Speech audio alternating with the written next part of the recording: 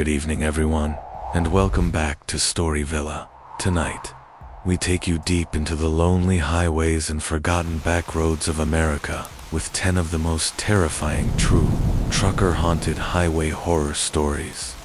These chilling accounts come straight from seasoned long-haul drivers, late-night highway patrol officers, and travelers who experienced things along those endless ribbons of asphalt that defied all human explanation. Each tale represents an authentic encounter that took place in the darkest hours of the night, when the road transforms into a passageway between our reality and something far more sinister. These aren't simple urban legends or campfire yarns, but true recollections from drivers who endured absolute terror on highways, where the ordinary rules of the world no longer seemed to apply. If you're new here, make sure to subscribe to Story Villa for daily content in true horror that will leave you questioning every shadow flickering just beyond your headlights. Tap the notification bell so you never miss when the darkness calls again from the haunted highways of America. And now, let's shift gears and merge onto those cursed roads where 18 wheels collide with the supernatural, discovering why some stretches of asphalt are never safe to travel alone after midnight. Marcus Williams had been piloting for more than 23 years when he encountered something along Interstate 80 in Nebraska that shook everything he thought he knew about America's roadways. Marcus was not a man easily rattled. He had hauled freight through blizzards that transformed highways into skating rinks, maneuvered treacherous mountain passes where one wrong move meant a 1,000-foot plunge, and crossed neighborhoods where stopping at red lights was a gamble best avoided. He took pride in being steady, logical, and immune to the ghost stories that other drivers liked to swap over CB radios during long and lonely hauls.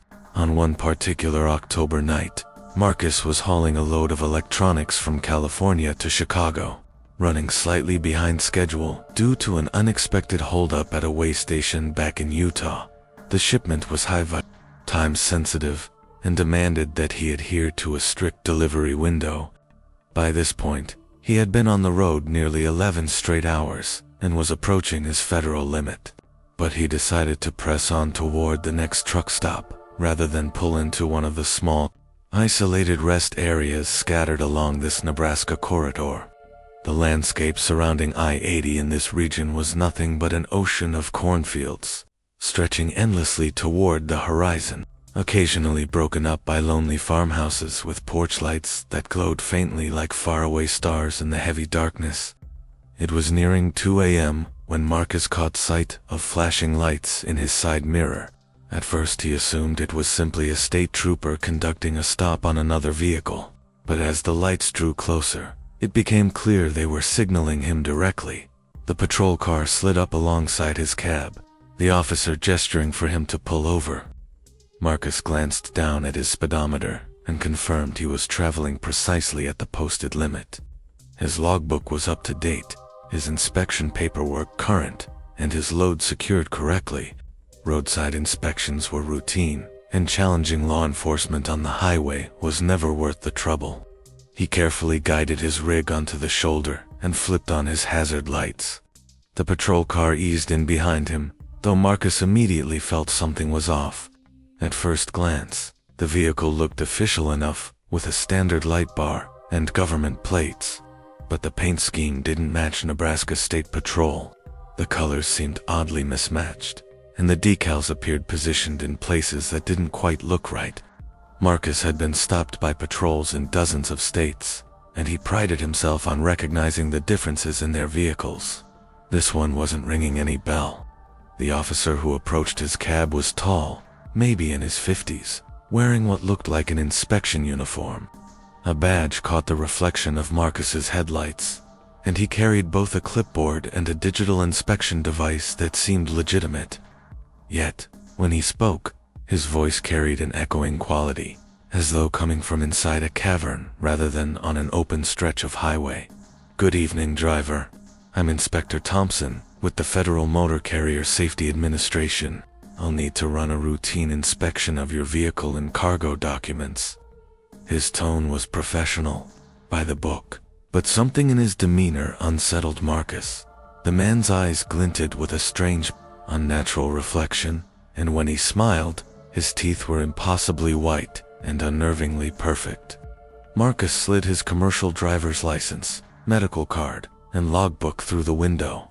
Inspector Thompson studied each item with exaggerated focus, tracing his fingers along the pages as if he could absorb information invisible to the human eye. After several long minutes of silence, he finally looked up with those odd reflective eyes. "You're hauling electronics, correct? Specifically laptops, tablets, and smartphone parts headed for Illinois distribution centers." Thompson's words were accurate, yet Marcus had never mentioned his load. His shipping documents were sealed in an envelope tucked in the sleeper berth, and his trailer doors hadn't been opened since California. "How could you possibly know that?" Marcus asked, trying to mask the tremor in his voice. "I haven't shown you the manifest." Thompson answered with a flawless, unsettling smile. "I know many things, Marcus Williams, of Tulsa, Oklahoma. I know you're transporting $47,000 worth of electronics. I know you're running 2 hours and 15 minutes behind schedule. I know you've been divorced for 6 years, and that your ex-wife Rebecca still calls every Thursday night to discuss your daughter Sarah's college expenses." Marcus felt his stomach drop. The cargo value was spot on, and yes, he was running late. But the details about his family were impossible. His ex-wife's weekly calls, the subject of those conversations, none of it could be known by any inspection officer. None of it existed in any system tied to his trucking records. "There's been a mistake," Marcus said, reaching toward his CB mic to call dispatch. Before he could press the button, Thompson's hand shot through the window at inhuman speed, seizing his wrist. The grip was freezing, vice-like, and Marcus swore he felt a current of electricity pulse through his skin. "There is no mistake, Marcus," Thompson said, voice now deeper, resonating unnaturally as his eyes began to glow faintly with their own light. "I have been waiting for you. Your trailer carries more than consumer electronics.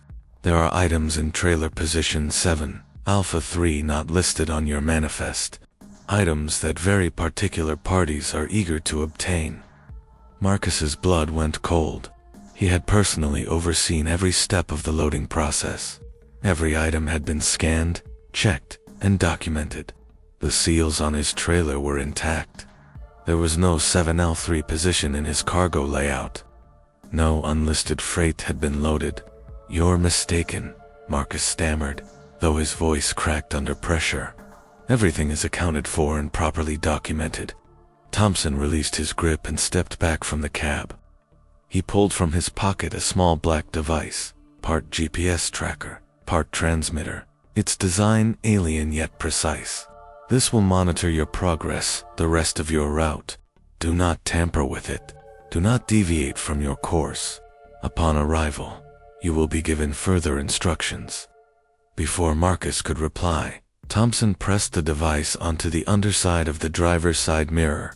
It fused instantly, emitting a soft blue glow and a faint humming vibration. "What the hell is that?"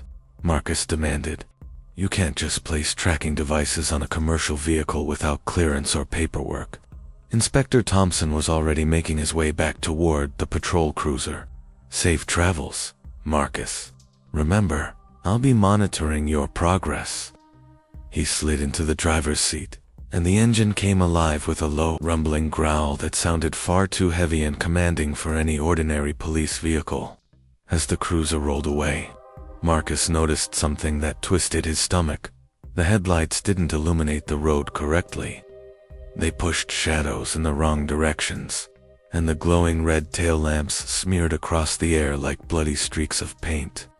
Within moments, the car was gone, not driven off toward the horizon, not even fading into the distance, but simply gone as if it had never occupied that space at all. Marcus sat still in the cab of his rig for several long minutes, trying to force some explanation into his mind. Meanwhile, the strange device clamped onto his rearview mirror thrummed steadily, pulsing with its hypnotic blue light. His hand hovered, tempted to rip it off and fling it away, but Thompson's warning replayed in his head. Instinct told him tampering with it would be a dire mistake. He shifted back into gear and returned to the road, but almost instantly the truck's electronics began acting up. His GPS screen flickered, warping between his actual position and random places he had never stepped foot in. The radio hissed, coughing up broadcasts in unfamiliar tongues, while his CB intermittently crackled with voices that sounded like truckers who had been buried years ago. Every so often, Marcus caught fleeting images of the patrol car in his mirrors, always holding the same careful distance, yet absent whenever he checked the road behind with his own eyes. The device's constant hum seemed to taint the very air of his cab. Other motorists swerved wide of his truck as though they sensed something malignant hitching a ride with him. By the time he rolled into Illinois with his delivery, Marcus had been awake more than 30 hours straight, his sanity fraying at the edges. His electronic logbook was wrecked with impossible entries: driving hours he never worked, routes he never traveled, and when he swung open the trailer doors at the dock, his stomach dropped. His freight had been rearranged into a perfect design visible only from above, a set of coordinates spelled out in boxes and pallets. Marcus never again laid eyes on Inspector Thompson, yet the device never left his mirror. For the remainder of his career, he learned to tolerate the humming, the glitches, the strange sightings of vehicles that didn't belong to this world. He never confessed a word to fellow drivers, aware they'd chalk it up to fatigue or madness. But years later, upon retirement, Marcus finally attempted to pry it free. The instant his fingers brushed the device, Thompson's voice filled the cab so vivid, it felt like the man was sitting beside him. "Thank you for your service, Marcus Williams. Your cargo has been delivered to its true destination." Then the object unraveled like smoke in his hands, vanishing with only a faint electric tense in the air and the memory of those impossible eyes shining out from the highways of America. Daniel Torres had spent 15 years hauling freight across the continental United States, familiar with every major route, but he had always gone out of his way to avoid Highway 50 in Nevada.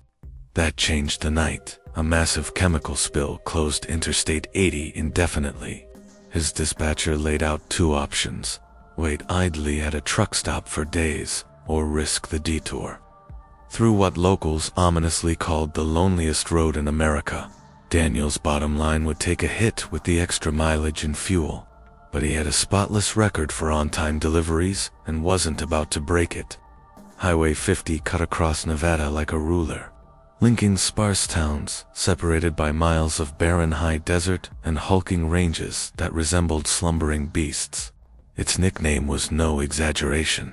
For hour-long stretches, Daniel passed no one, just the occasional weathered ranch gate or a lonely marker noting where. 19th century pioneers had once staggered across this harsh expanse. That night he was transporting furniture out of North Carolina, bound for Sacramento. And despite the reroute, he remained a day ahead of his deadline. October weather offered crisp air and cloudless skies, the kind of night when his engine ran smoothly and efficiently. He had filled both tanks at Ely. Sure, it was enough to carry him into Fallon so long as he kept an eye on his mileage through the mountain climbs. Approaching midnight, he crested a grade east of Austin and caught sight of headlights materializing in his mirrors. The beams hung steady about a quarter-mile behind, perfectly matched to his climb. Nothing odd about that. Truckers often teamed up loosely on lonely stretches, trading chatter on the CB, warning each other about speed traps or fuel stations. Daniel thumbed the mic. Eastbound, truck sitting a quarter-mile back from the furniture hauler. "You got ears?" The response was silence, just dead air. Some drivers preferred traveling in peace, so Daniel shrugged it off. But when he descended into the next valley, something peculiar gnawed at him. The rig behind was a mirror of his own, same make and model, same paint scheme, even the exact running lights configuration. A coincidence, maybe, but what unsettled him was its behavior. No matter how he sped up or slowed, The truck behind remained locked at precisely the same distance. Even his lane changes and blinker signals were mimicked flawlessly, like some reflection out of sync with reality. He tried the CB again, his voice firmer now. "Mirror truck, this is the furniture hauler. You're tailing too close, partner. Ease off." Still, nothing but static. He swapped channels, even tried the emergency frequency. His radio worked fine. He caught distant chatter from elsewhere. In the Veda, but the ghost behind him remained mute. The longer the pursuit went on, the more Daniel's nerves frayed. During a refueling break in Austin, he scanned his mirrors as he pulled into the lit lot. The duplicate truck glided past without pausing, swallowed by darkness beyond the glow of sodium lights. Relieved, Daniel figured the other driver had his own route to maintain. After his mandated rest and a fill-up, he rolled back onto Highway 50 and his stomach dropped. Within minutes, the same headlights were back at their exact quarter-mile distance. This time, certainty replaced doubt. The truck had been waiting, lurking unseen, until Daniel returned. He pushed his speed, testing, and the Phantom stayed locked. He crawled well under the limit, and still it matched. Even his hazard lights flashed in eerie synchronicity. Fear bloomed in his gut. Grabbing his phone, he tried calling dispatch, only to find his usual strong signal had evaporated into nothing. The CB still picked up background chatter, but any call to the Phantom rig was answered with silence. Near Cold Springs, Daniel pulled off to a rest area, signaling deliberately. In perfect mimicry, the Phantom's turn lights blinked, but instead of following him in, it cruised straight ahead and vanished. He leaped out, combing his tractor for hidden transmitters, trackers, or any sign of tampering. Nothing. His truck was standard issue, equipped only with the usual GPS tracker and log device. He waited 20 minutes, praying the thing was gone. But the instant he rejoined the highway, those damned headlights were back, materializing like they had never left. He grew desperate, swerving erratically, accelerating and braking unpredictably, even flicking signals in nonsense patterns. Yet every twitch was echoed by the rig behind, as though bound by invisible tether. When Daniel blinked his headlights, the reflection blinked too. When he tapped his brakes, the glow flared in the exact rhythm. Approaching another mountain pass, he stared into the clear night sky. Miles of asphalt stretched empty ahead, not a single light in either direction. Still the predator followed, gleaming in his mirrors, adjusting angles, even switching on his cab light for clarity. Daniel studied it closely. Horror hit him. The truck wasn't merely similar, it was his. Every detail matched: cab, shape, trailer, decals. Dot numbers down, 2 imperfections no fleet duplicate should replicate. Hours crawled by. By dawn, Daniel was hollow with fatigue and dread. Finally, he decided on a last gambit. He slowed to a dead stop in the middle of the barren highway, daring the Phantom to reveal its true nature. It rolled to a halt precisely a quarter-mile behind, headlights burning holes in the pre-dawn dark. Both engines idled in the silence of the desert. Grabbing his flashlight, Daniel stepped out, heart hammering, and began the long walk back. But the distance mocked him. No matter how far he marched, the Phantom truck receded in tandem, always fixed at that impossible quarter-mile remove. After 10 agonizing minutes, he realized he hadn't gained a single foot. His own rig behind him had shrunk to a faint glow, and panic broke his resolve. He sprinted back, breath ragged, the Phantom still lodged in the corner of his vision, holding its unbreakable position. When he collapsed into the cab, it was waiting there in the mirror, patient, unrelenting. Only as the sun spilled over the Nevada peaks did the spell falter. The Phantom's headlights dimmed, bled into daylight, and then were gone. Behind him, the endless highway lay barren and still. Daniel reached Sacramento on schedule, though the journey had left him shaken to his core. Afterwards, he dug through records and lore about Highway 50, desperate to confirm he wasn't alone. What he found chilled him. Scattered testimonies from truckers across decades, each describing the same impossible encounter, a twin rig shadowing them through the Nevada desert, mimicking their every move, and vanishing with the dawn. Some skeptics claimed desert mirages explained it, tricks of air and atmosphere under certain conditions, but Daniel knew what he saw. He had stared his own double in the mirrors of the loneliest road in America, and its gaze had stared right back. Some people suggested that what Daniel had gone through was nothing more than hallucinations born out of isolation, fatigue, and the endless monotony of long-haul driving across empty country. But Daniel knew deep down that what he had witnessed was absolutely real, and because of it, he never again set his wheels on Highway 50. Years later, when fellow drivers asked him about taking routes through Nevada, he would always point them toward Interstate 80 instead, even though it often meant covering extra miles and burning more fuel.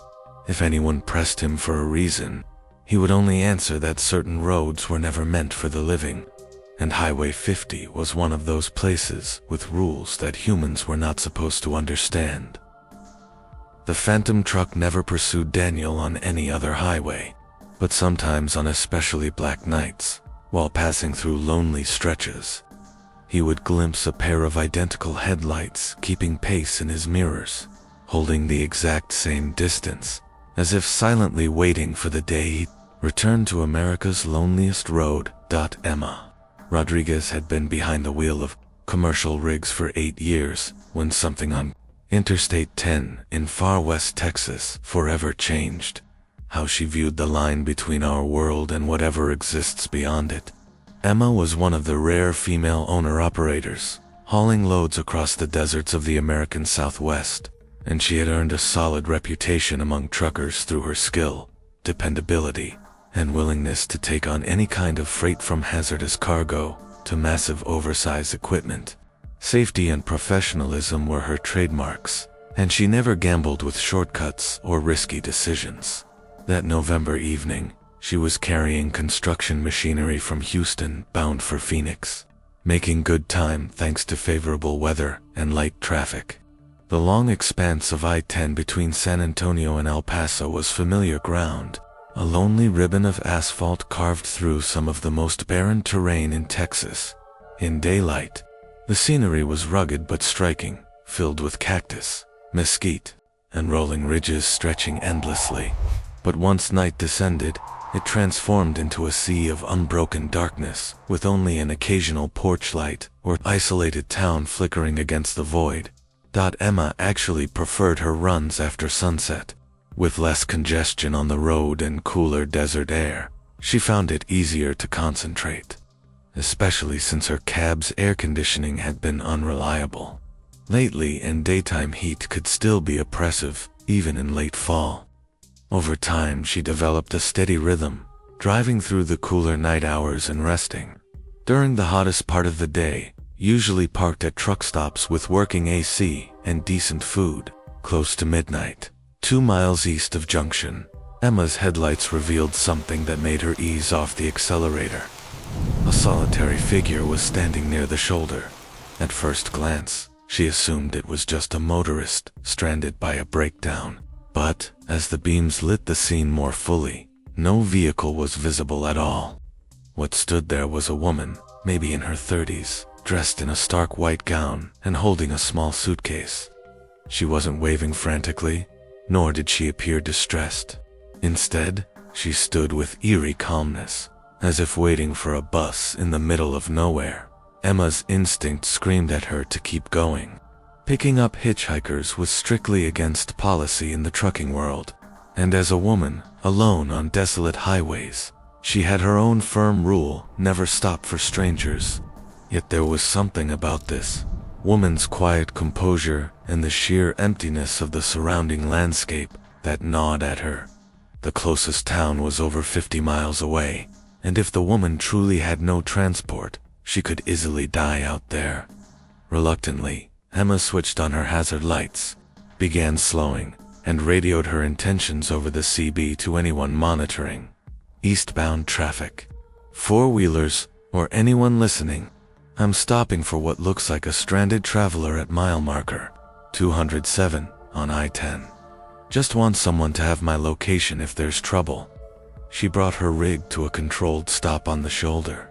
The woman approached with steady steps, illuminated by the glow of the truck's side lights. Emma noticed she was attractive, refined in appearance, and her dress, while elegant, was out of place on such an empty stretch of desert highway. Her hair was immaculate, and she carried herself with the kind of poise that suggested she was used to being in command. Emma lowered the passenger window but kept the engine idling and the gear engaged, prepared to pull off instantly. "Ma'am, are you having car trouble? Do you need me to call someone?" she asked cautiously. The stranger smiled, her voice soft yet confident, as she replied, "Thank you for stopping. My name is Patricia, and I'd be grateful for a ride. I must reach the next town as soon as possible." Her voice carried an accent that sounded polished, almost educated, certainly not local. Emma frowned and shined her spotlight across the roadside. "Where's your vehicle? I don't see a breakdown anywhere." Patricia's smile didn't waver, though her eyes flickered with something unspoken. "My vehicle is no longer important, but you need to know what lies ahead." Against her instincts, Emma reached across and unlocked the door. Patricia climbed in smoothly, settling into the passenger seat and setting her suitcase neatly on the floor. The moment she entered, the air filled with the suffocating perfume of funeral flowers, lilies, and roses. Heavy and cloying, the same fragrance Emma associated with gravesides and memorial chapels. Emma kept her focus on the road, suppressing her unease. "What do you mean about the road ahead? Is there an accident?" Patricia turned toward, her eyes gleaming strangely in the glow of the dash. "In approximately 47 miles, just beyond the Comfort Wells rest area, there will be a collision. A drunk pickup driver will cross the median and strike a family sedan. The crash will happen at exactly 12:53. Emma stiffened, her skin crawling. The woman's voice was calm, almost clinical, but the precision was unnerving. "Nobody can predict accidents like that." "Are you with law enforcement?" Emma demanded. Patricia's reply was unwavering. "I know many things about what is to come. The family is a mother, father, and 2 children heading home from San Antonio. The drunk is a ranch hand leaving a tavern in Caraville after 4 hours of drinking. He'll nod off at the wheel just before impact." Emma's grip tightened, adrenaline spiking. Patricia sounded rational, but her claims were impossible. "You must be mistaken," Emma said, her voice cracking. Patricia reached out suddenly, placing an icy hand on Emma's forearm. The chill penetrated through Emma's sleeve and spread like frostbite under her skin. "Believe me, Emma Rodriguez of San Angelo, Texas. Call the state police," reported drunk driver. "His plate number is Alpha Charlie 7492. He drives a red Ford pickup, northbound on Highway 16 toward I-10. Emma's heart lurched. She had never given her name, nor her hometown. Nothing in the cab revealed it. Yet Patricia knew not only her identity, but her personal history. "How do you know my name? How do you know where I'm from?" Emma asked shakily. Patricia's response was chilling. "I know what has been, what is, and what will be. You began driving rigs 8 years ago. Your father first let you drive his grain truck when you were 14, and you are saving to one day start your own trucking company." Every detail was true, intimate truths Emma had never shared outside family. Her skin prickled as the frost-like numbness spread where Patricia's hand rested. "Please make the call," Patricia urged. "The children in that car are Maria, 8, and Carlos, 6. They are carrying handmade gifts from their grandparents, Maria, a knitted sweater, Carlos a carved wooden truck." Emma's rational mind screamed against this. Yet her instincts told her Patricia's words were undeniable. Her hands trembled as she pulled her phone and dialed 911.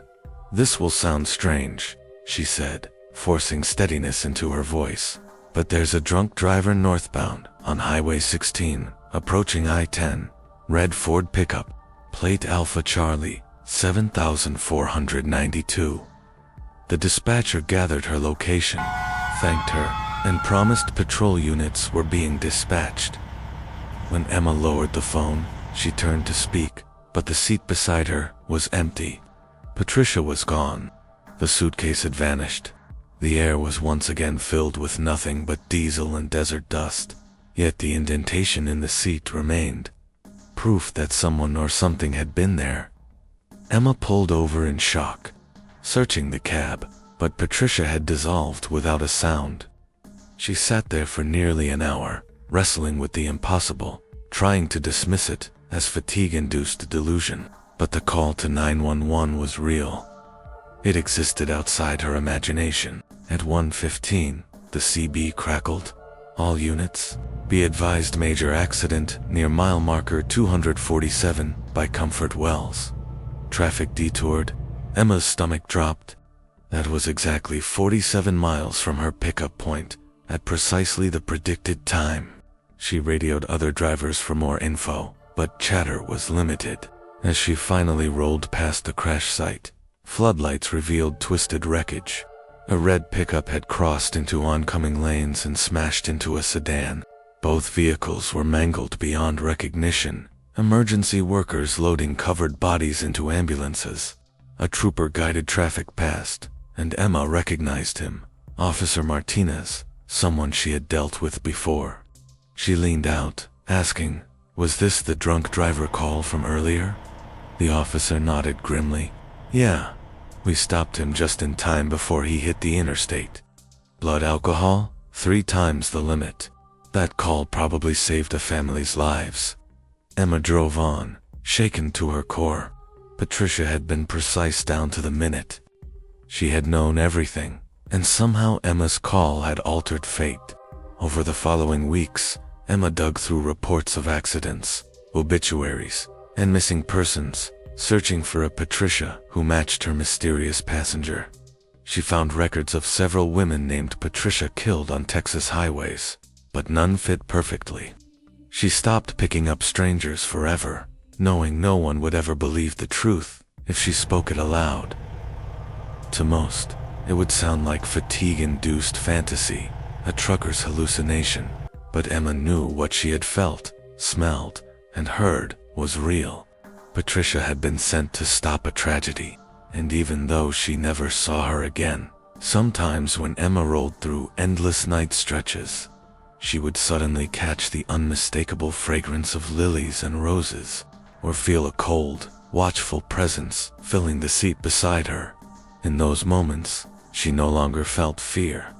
She knew Patricia was still out there, guarding the highways, warning of dangers unseen, and she kept her phone close, ready for the night when another message might arrive from beyond the grave. Another chance arises too.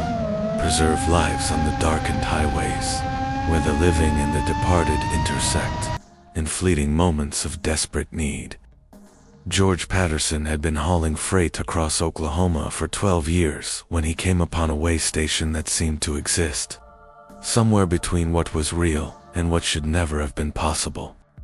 George was a precise and disciplined driver, priding himself on knowing every truck route, inspection point, and way station between Dallas and Kansas City.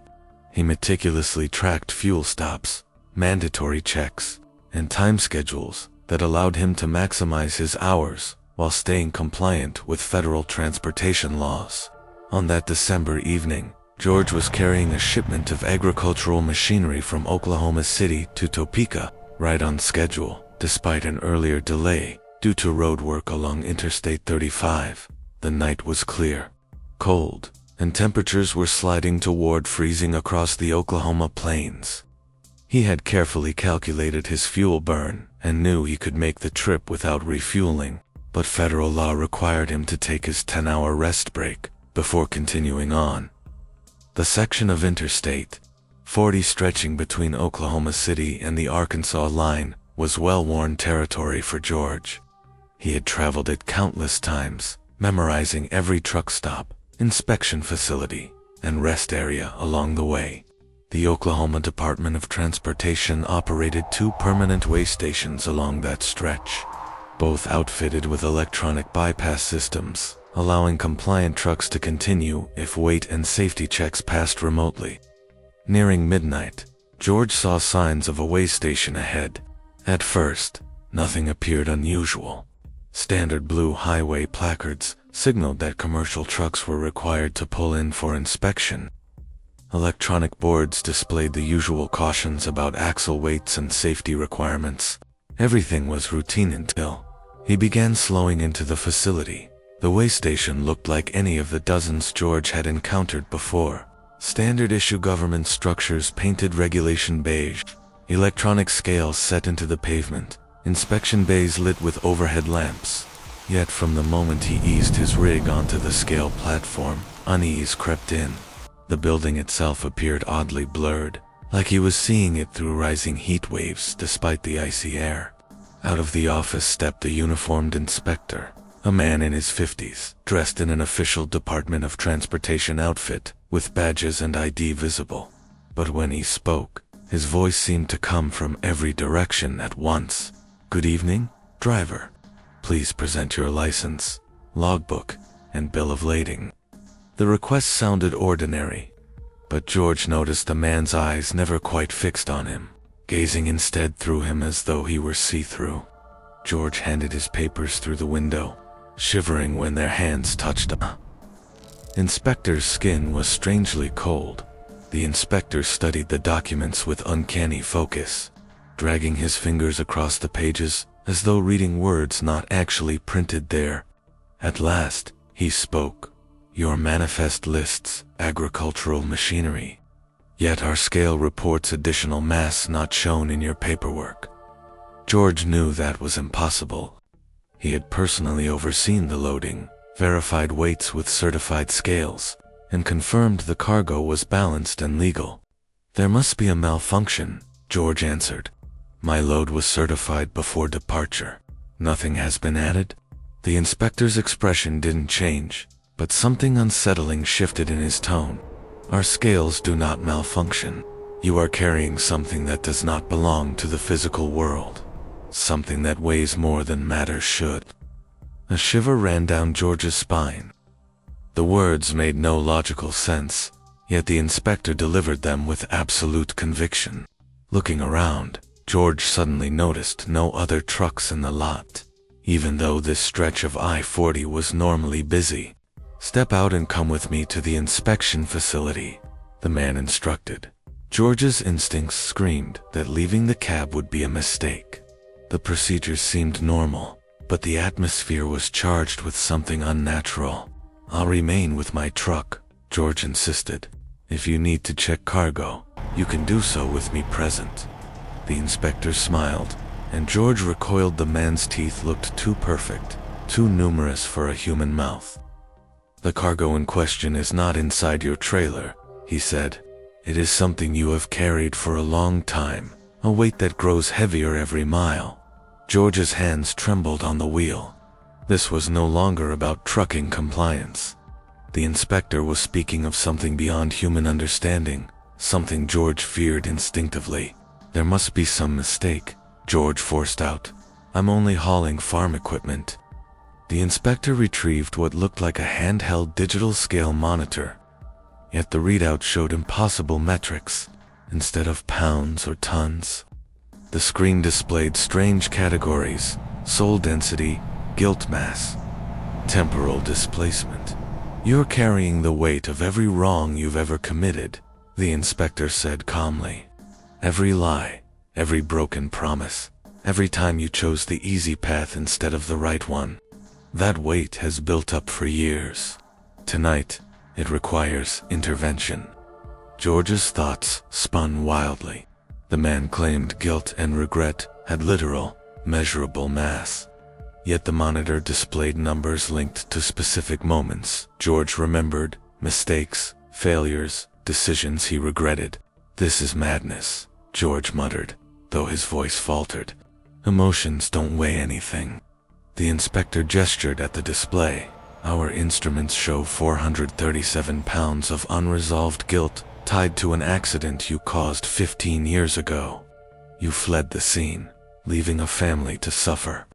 George froze. 15 years earlier, in a construction zone in Arkansas, his trailer had scraped a barrier, sending chunks of concrete onto the road. A family car swerved, overturned, and 2 children were seriously hurt. He had kept driving, convincing himself it wasn't his fault, and stopping would only make things worse. "How could you know that?" he whispered. There were no witnesses, no report. The inspector's reply was chilling. "We know everything, every secret, every shame. The weight grows until it must be answered for." Around him, the way station seemed to lose solidity, fading into mist. Even the inspector's body became semi-transparent. "What do you want from me?" George asked, panic taking over. "The choice is yours," the figure said. "Continue carrying this burden until it crushes you completely, or unload it here, confess, and accept the cost." George sat frozen in the cab, time stretching endlessly, though only minutes passed. The station around him dissolved further into unreality. The inspector waiting silently, his form thinning into a ghostly outline. At last, George reached for his phone. With trembling hands, he called the Arkansas State Police. When the dispatcher answered, he exhaled shakily and spoke. "I need to report an accident from 15 years ago on I-40, near Little Rock. I was the driver. I fled. I need to come clean." As he recounted the long-hidden incident, the Phantom Way station disintegrated completely. The inspector gave a final eerie smile before vanishing. George found himself parked on the shoulder beside a dark, empty field where no way station had ever stood. He spent the next 3 hours on the phone with Arkansas's authorities, confessing details, accepting charges, and arranging to turn himself in. The legal consequences would be harsh criminal accountability, civil liabilities, but for the first time in years, the crushing burden lifted. When he resumed driving toward Kansas, he noticed his truck handled differently. Lighter, though the freight was unchanged. He delivered on schedule, returned to Oklahoma, surrendered his license voluntarily, and began making amends for his past. No record existed of a way station at that mile marker, and no inspector named Thompson worked for any agency. But George believed the encounter had been real, a chance at redemption, offered by forces beyond comprehension. Years later, he became a safety instructor for new drivers, telling his story as a lesson in accountability. He never spoke of the spectral way station, but he always emphasized the hidden dangers of unresolved guilt, that it could be heavier than any physical load. His message was simple. The only way to shed that weight was through truth and remorse. Maria Santos had been driving trucks across the southeastern U.S. for 9 years when she experienced something along Interstate 95 in South Carolina that shattered her beliefs about the bond between the living and the dead. Known among fellow drivers for her calm professionalism and clear CB radio presence, Maria routinely shared updates on traffic, weather, and law enforcement. Dozens of drivers recognized her voice on the air, and she took pride in offering help to others on the road. That January evening, Maria was transporting textiles from Charlotte to Savannah, running a little ahead of schedule thanks to light traffic and favorable weather. The I-95 corridor through South Carolina was familiar ground to her, though its reputation was grim.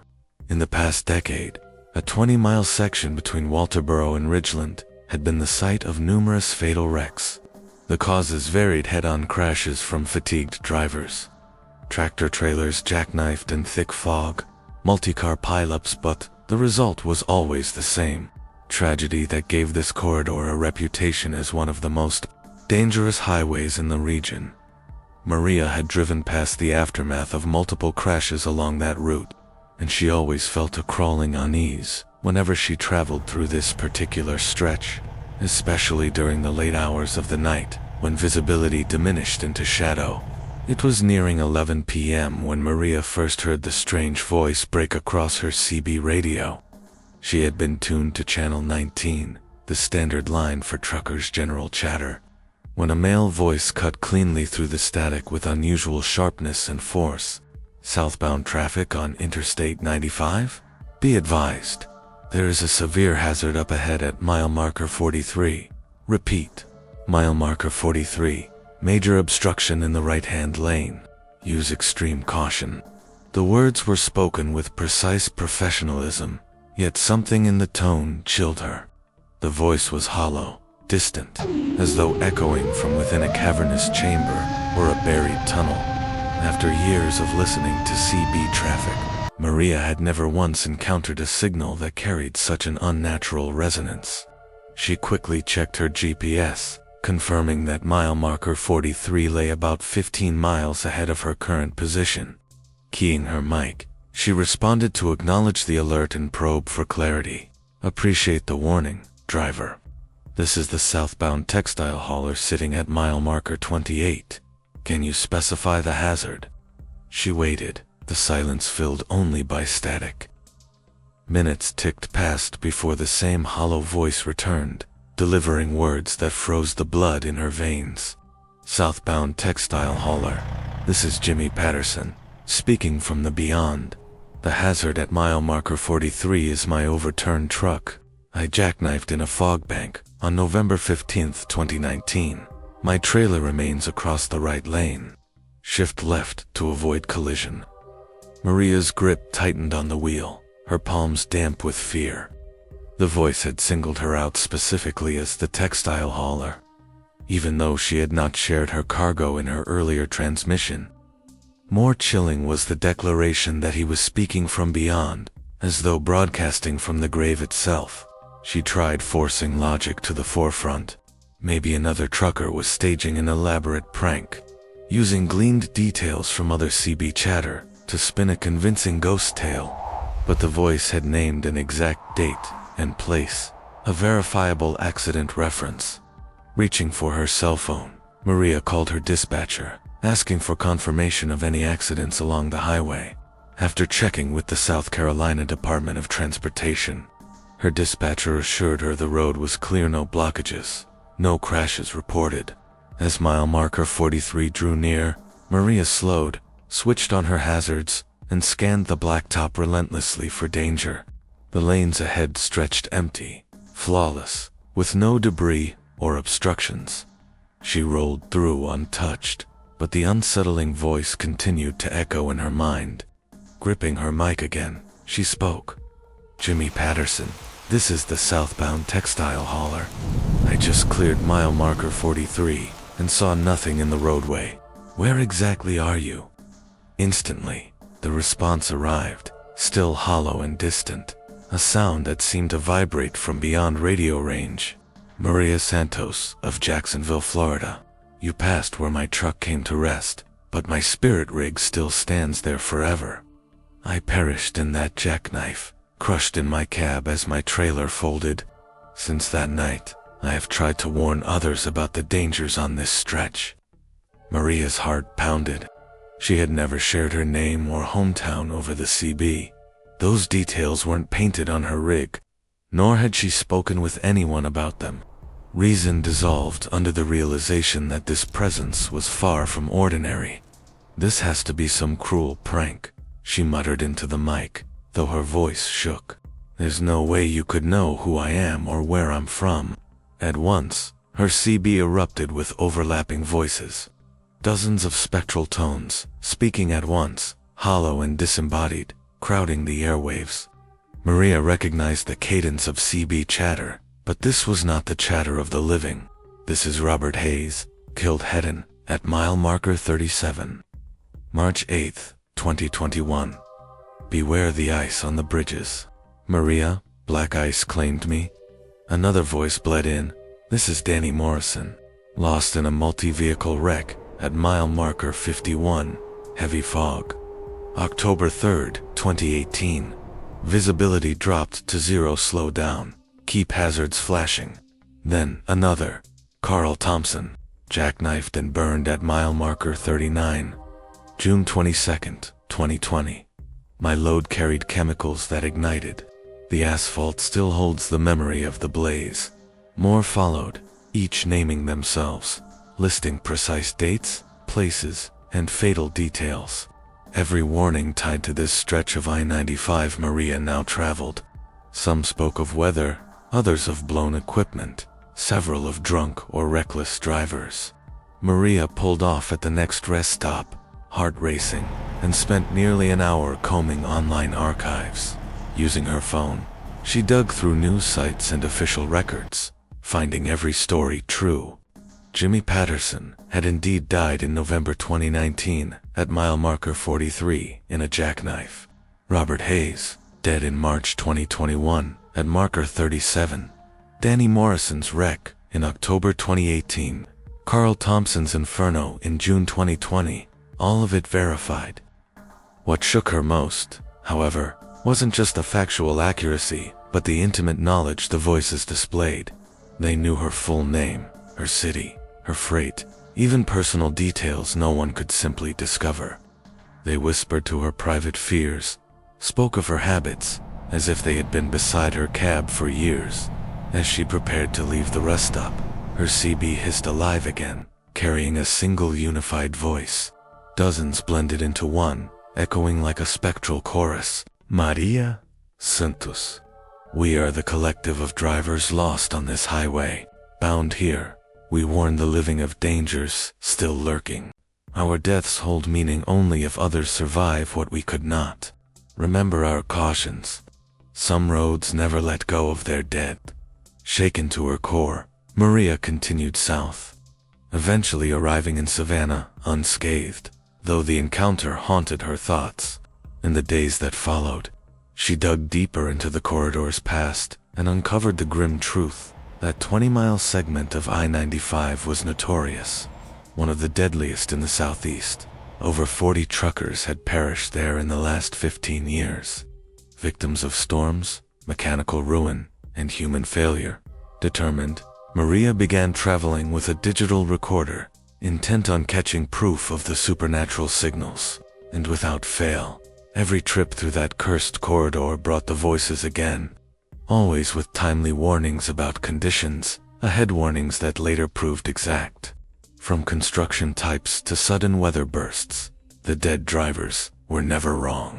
Nowhere else did the voices reach her, only on that bleak span of highway, tied to the place of their deaths, as if chained by duty. With time, she grew accustomed to them, learning their voices, even leaning on their aid. Jimmy Patterson became the most consistent guide, offering weather and traffic cues. Robert Hayes often warned of reckless drivers. Danny Morrison seemed to sense mechanical danger before it appeared. They asked nothing in return, existing only to protect those still alive on the road. To Maria, they became guardians, eternal watchmen in chrome and shadow. Years later, when she finally retired, Maria made one last pass through the corridor. As she crossed mile marker 43, her CB carried Jimmy Patterson's voice one final time. Safe travels, Maria Santos. Thank you for heeding us, and for remembering who we were. May your path through life remain safer than the journeys we endured through death. Maria never again heard those spectral voices, but she kept her CB radio set to channel 19 whenever she passed through South Carolina. Somewhere along Interstate 95, she believed the spirits of fallen truckers still lingered, keeping watch over the asphalt and warning others against joining their eternal convoy on that haunted corridor where too many trips had ended in tragedy. James Mitchell had been hauling freight through the rugged Colorado Rockies for 14 years when he faced something on Interstate 70 that shattered everything he thought he knew about physics, geography, and reality itself. James specialized in navigating mountain terrain, mastering the dangerous grades and high passes, connecting Denver to the western slope towns beyond the Continental Divide. He took pride in his intimate knowledge of the route, the exact curve of every turn, the subtle elevation shifts, the locations of runaway ramps, the gear ratios needed for brutal descents, and the unpredictable weather that could transform a standard drive into a life or death test. The Eisenhower Tunnel stretch of I-70. climbing above 11,000 feet, was among the most treacherous. James had crossed it countless times, with loads ranging from construction steel to consumer products bound for Utah and beyond. That February night, he was hauling machinery parts from Denver to Grand Junction, keeping perfectly on schedule despite earlier slowdowns caused by mandatory chains on Vail Pass. The weather was crisp and clear, the mountain air well below freezing, and visibility stretched endlessly under a sky jeweled with stars. Every report confirmed the passes were open, with routine winter conditions. His trip through the Eisenhower Tunnel had been uneventful, but as he began the descent towards Silverthorne, James spotted something strange about the mile markers. Normally, the rectangular green signs were his reliable reference points, vital for both navigation and log entries. Yet, these signs displayed numbers inconsistent with his GPS coordinates. At first, James assumed his navigation unit was malfunctioning. Mountain ranges often scrambled GPS signals, but the longer he drove, the more he noticed these signs weren't just wrong. They were counting backward. Instead of rising toward Grand Junction, the numbers declined, as though the road itself was carrying him in reverse. Alarmed, James pulled onto the shoulder and checked everything. Compass, GPS, paper maps, each confirmed he was heading west on I-70, exactly as planned. Yet the markers stubbornly decreased. The first after the tunnel, which should have read 205, instead glared back at him with 195, the next, 194, then 193.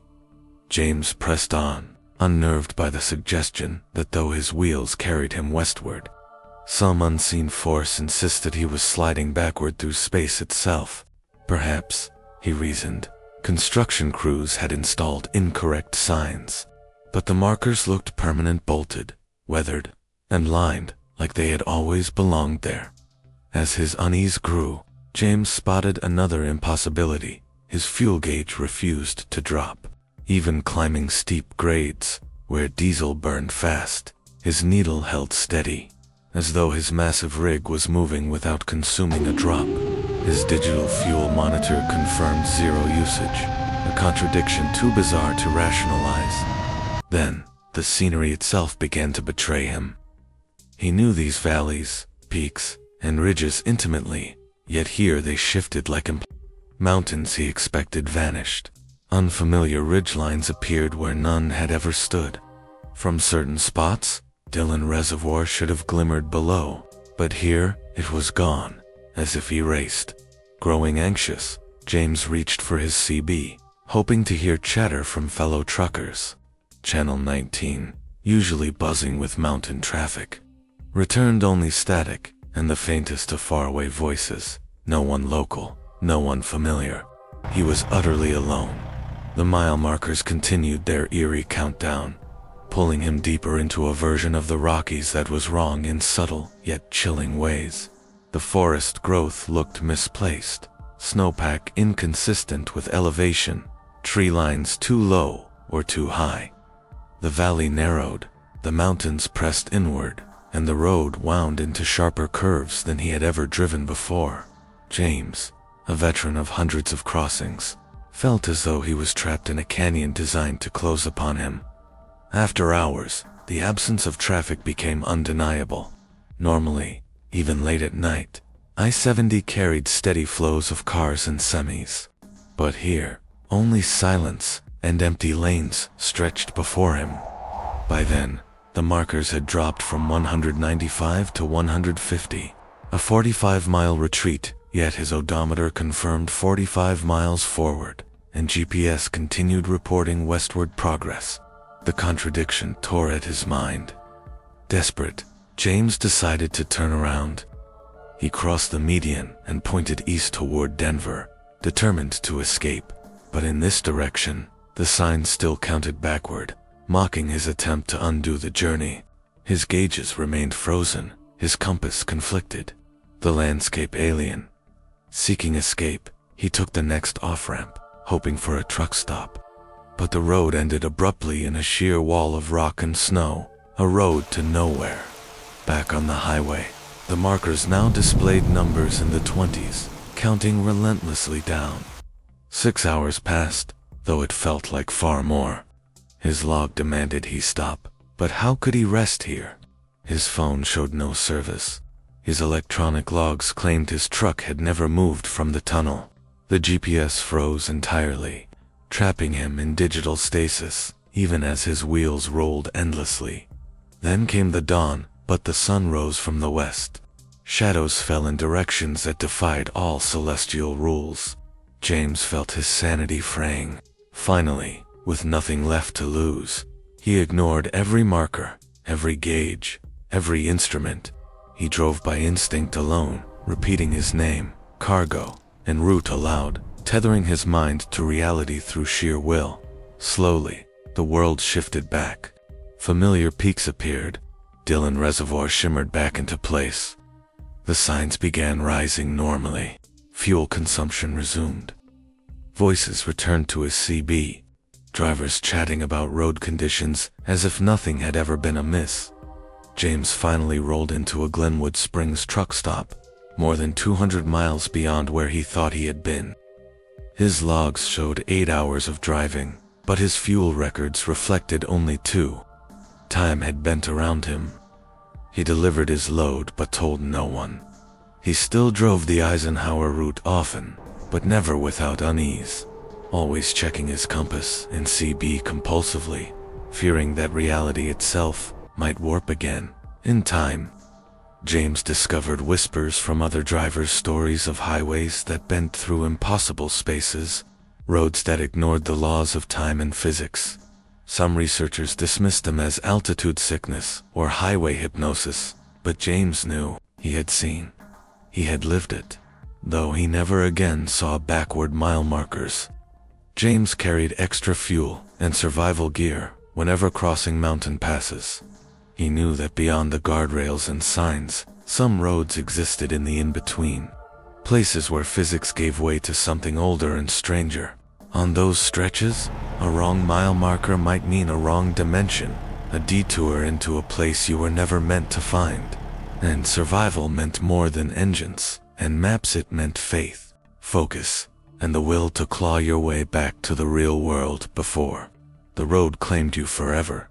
Clara Thompson had spent 11 years hauling freight across the Deep South when she stumbled upon a truck stop diner on Mississippi's Highway 61 that belonged to no time and no place at all. Thank you for joining us tonight on this dark ride. Remember, out there on the open highways, not every road follows the rules of earth and sky. Stay safe, keep your lights bright, and never ignore the signs that whisper of places where time doesn't flow the way it should. Until next time, this has been Story Villa. Safe travels, and may you always find your way home.